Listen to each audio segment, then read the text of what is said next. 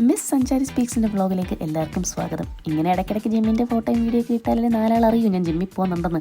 അപ്പം ഇവിടെ കസരത്ത് കാണിക്കുന്ന ഞാൻ മാത്രമല്ല, ഒരാൾ അവിടെ ഇരുന്ന് എന്തൊക്കെയോ കാട്ടിക്കൂട്ടുന്നുണ്ട്. അവനോട് ചോദിച്ചാൽ എന്ത് തേങ്ങയാണ് നീ കാണിക്കുന്നതെന്ന്. അപ്പം അവൻ പറയാം തമ്പുരാനറിയാമെന്ന്. അപ്പം അവൻ മാത്രമല്ല, വേറൊരാളും കൂടെ ഇവിടെ ഒരു ക്ലൂ ഇല്ലാതിരിപ്പുണ്ട്. ത്രെഡ്മില്ലിൽ കിടന്നോടുമ്പം നല്ല അടിപൊളി സീനറിയാണ്. ഇന്ന് ലെഗിൻ്റെ വർക്കൗട്ട് അല്ലായിരുന്നു, പക്ഷെ എല്ലാം കഴിഞ്ഞതിന് ശേഷം ഞങ്ങൾ വെറുതെ ഓരോ മെഷീൻസ് ട്രൈ ചെയ്യായിരുന്നു.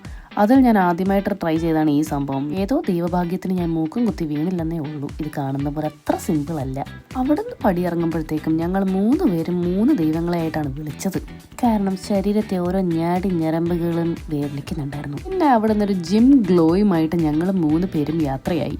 അതിമനോഹരമായ സൺസെറ്റിൻ്റെ സമയത്താണ് ഞങ്ങൾ ജിമ്മിൽ നിന്ന് പുറത്തിറങ്ങിയത്. അതുകൊണ്ട് തന്നെ ഭംഗി ആസ്വദിച്ച് അങ്ങടങ്ങ് നടന്നു. വേദനയൊന്നും വലിയ കാര്യമായിട്ട് എടുത്തില്ല. പിന്നെ സൺറൈസിൽ മാത്രമല്ല, സൺസെറ്റിലും എന്താ സൗന്ദര്യം എൻ്റെ വണ്ടിക്ക്. വീട്ടിൽ വന്നതും മറിയയുടെ വക സ്പെഷ്യൽ കള്ളപ്പവും സ്റ്റൂവും.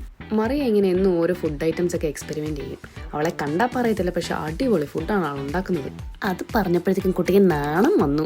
2 ദിവസം ജിമ്മിൽ പോയപ്പോഴത്തേക്കും അവളുടെ വയറ് കുറഞ്ഞെന്നുള്ള സന്തോഷത്തിലാണ് അവൾ ഇരിക്കുന്നത്. അതുകൊണ്ട് അപ്പവും സ്റ്റൂവും അവൾ കഴിച്ചില്ല. അപ്പം ഇനി അടുത്ത വീഡിയോയിൽ കാണാം. എല്ലാം പറഞ്ഞ പോലെ. താങ്ക് യു ഫോർ വാച്ചിങ്ങും ലൈക്ക് ഷെയർ സബ്സ്ക്രൈബും ഒക്കെ അവളോടൊന്ന് പറയാൻ പറഞ്ഞു. അപ്പം അവൾക്കൊരു മടി, അതുകൊണ്ട് അവൾ പറയുന്നില്ല, ഞാൻ തന്നെ പറയാം. Thank you for watching and like share and subscribe. By.